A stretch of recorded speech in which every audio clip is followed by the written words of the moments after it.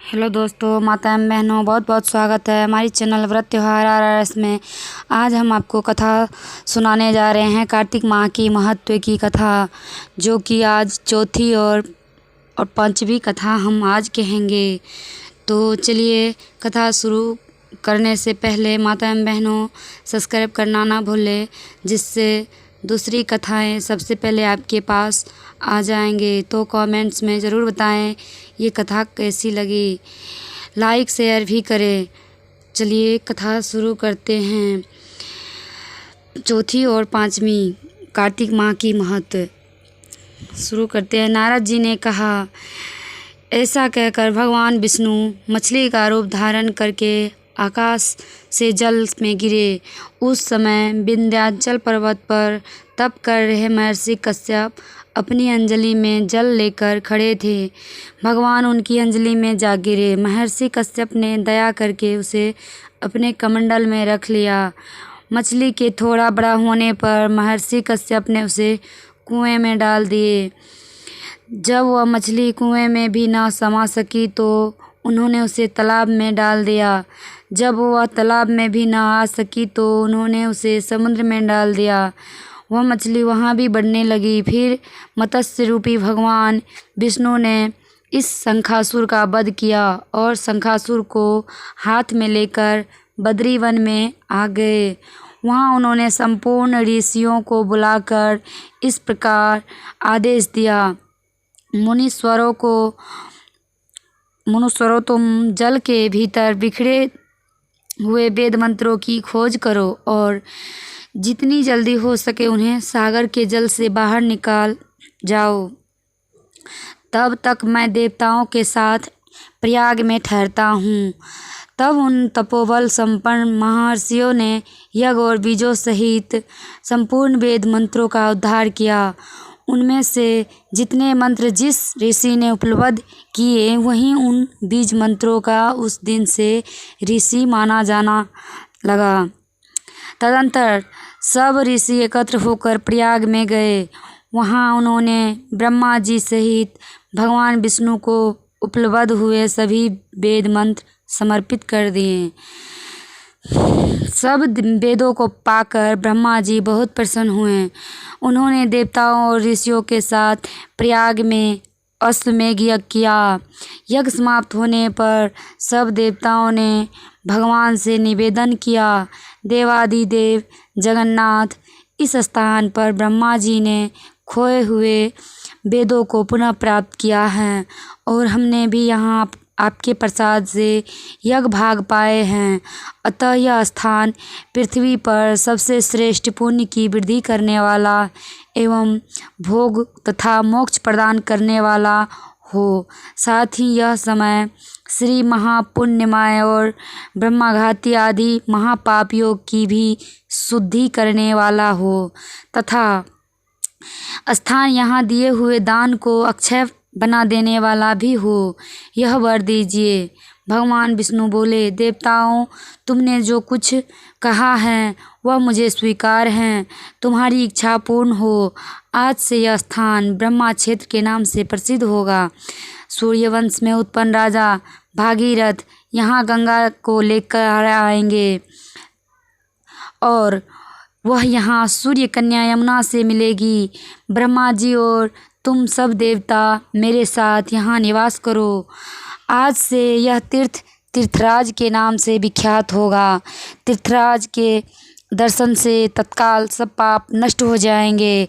जब सूर्य मकर राशि में स्थित होंगे, उस समय यहाँ स्नान करने वाले मनुष्यों को सब पापों का यह तीर्थ नाश करेगा। यह काल भी मनुष्यों के लिए सदा महान पुण्य देने वाले होगा। माघ में सूर्य के मकर राशि में स्थित होने पर यहाँ स्नान करने से श्लोक के आदि फल प्राप्त होंगे। देवादिदेव भगवान विष्णु महादेव देवताओं से ऐसा कहकर ब्रह्मा जी के साथ वहीं अंतर्ध्यान हो गए। तत्पश्चात इंद्रादि देवताओं भी अपने अंश से प्रयाग में रहते हुए वहाँ से अंतर्ध्यान हो गए। जो मनुष्य कार्तिक में तुलसी जी की जड़ के समीप श्री हरि का पूजन करता है वह इस लोक में संपूर्ण भोगों को उपभोग करके अंत में वैकुंठ धाम को जाता है। तो ये चौथी कथा थी।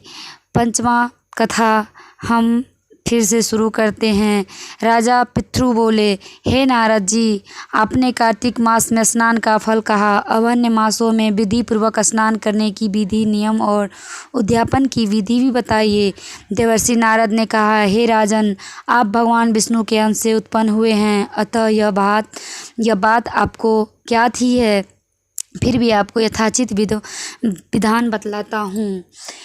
आश्विन माह के शुक्ल पक्ष की एकादशी से कार्तिक के व्रत करने चाहिए। ब्रह्मा मुहूर्त में उठकर जल का पात्र लेकर गांव से बाहर पूर्व अथवा उत्तर दिशा में जाना चाहिए। दिन में या शाम में कान में जनेऊ चढ़ाकर पृथ्वी पर घास बिछाकर सिर को वस्त्र से ढककर मुंह को भली भांति बंद करके थूक व सांस को रोककर मल व मूत्र का त्याग करना चाहिए। तत्पश्चात मिट्टी व जल से भली भांति अपने गुप्तांगों को धोना चाहिए। उसके बाद जो मनुष्य मुख शुद्धि नहीं करता उसे किसी भी मंत्र का फल प्राप्त नहीं होता है। अतः दांत और जीभ को पूर्ण रूप से शुद्ध रखना चाहिए और निम्नलिखित मंत्र का उच्चारण करते हुए दातून तोड़नी चाहिए। हे वन प्रस्थे, आप मुझे आयु, कीर्ति, तेज, प्रज्ञा, पशु संपत्ति, महाज्ञान, बुद्धि और विद्या प्रदान करो। इस प्रकार उच्चारण करके वृक्ष से 12 अंगुल की दातून ले। दूध वाले वृक्षों से दातून नहीं लेनी चाहिए। इसी प्रकार कपास, कांटेदार वृक्ष तथा जल ले हुए वृक्ष से भी दातून लेना मना है। जिससे उत्तम गंध आती हो और जिसकी टहनी कोमल हो, ऐसे ही वृक्ष से दंतवादन ग्रहण करना चाहिए। प्रतिपदा, अमावस्या, नवमी, छठी, रविवार को चंद्र तथा सूर्य ग्रहण में दातून नहीं करनी चाहिए। तत्पश्चात भली भांति स्नान करके फूल माला, चंदन और पान आदि पूजा की सामग्री लेकर प्रसन्नचित्त व भक्तिपूर्वक शिवालय में जाकर सभी देवताओं की अर्घ्य, आचमनीय आदि वस्तुओं से पृथक पृथक पूजा करके प्रार्थना एवं प्रणाम करना चाहिए। फिर भक्तों के स्वर में स्वर मिलाकर श्री हरि का कीर्तन करना चाहिए। मंदिर में जो गायक भगवान श्री हरि का कीर्तन करने आए हो उनका माला, चंदन, तंबूल आदि से पूजन करना चाहिए, क्योंकि देवालयों में भगवान विष्णु को अपनी तपस्या, योग और दान द्वारा प्रसन्न करते थे, परंतु कलयुग में भगवद गुणगान को ही भगवान श्री हरि को प्रसन्न करने का एकमात्र साधन माना गया है। नारद जी राजा पृथु से बोले, हे राजन, एक बार मैंने भगवान से पूछा कि हे प्रभु, आप सबसे अधिक कहाँ निवास करते हैं। इसका उत्तर देते हुए भगवान ने कहा, हे नारद, मैं वैकुंठ या योगिनियों के हृदय में ही निवास करता हूँ। अपितु जहाँ मेरे भक्त मेरा कीर्तन करते हैं मैं वहाँ अवश्य निवास करता हूँ। जो मनुष्य चंदन माला आदि से मेरे भक्तों का पूजन करते हैं उनसे मेरी ऐसी प्रीति होती है जैसे कि मेरे पूजन से भी नहीं हो सकती। नारद जी ने फिर कहा, श्री धतूरा, गिरजा, चमेली, केसर, कंदर और कटहल के फूलों व चावलों से भगवान विष्णु की पूजा नहीं करनी चाहिए। अड़हल, कंद, ग्रीष्म, जूही, मालती और केवड़े के पुष्पों से भगवान शंकर की पूजा नहीं करनी चाहिए। जिन देवताओं की पूजा में जो फूल निर्दिष्ट हैं उन्हीं से उनका पूजन करना चाहिए। पूजन समाप्ति के बाद भगवान से क्षमा प्रार्थना करनी चाहिए, यथा, हे सुरेश्वर, हे देवों के देव, मैं मंत्र जानता हूँ न क्रिया, मैं भक्ति से ही हीन हूँ। मैंने जो कुछ भी आपकी पूजा की है उसे पूरा करे। ऐसी प्रार्थना करने के पश्चात साष्टांग प्रणाम कर के भागवत कीर्तन करना चाहिए, श्री हरि की कथा सुननी चाहिए और प्रसाद ग्रहण करना चाहिए।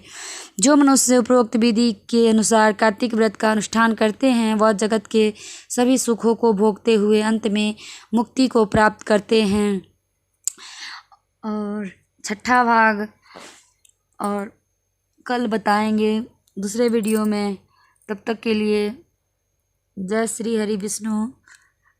ओम नमो नारायण, ओम नमो नारायण। धन्यवाद। कथा कैसी लगी कमेंट्स में ज़रूर बताएं।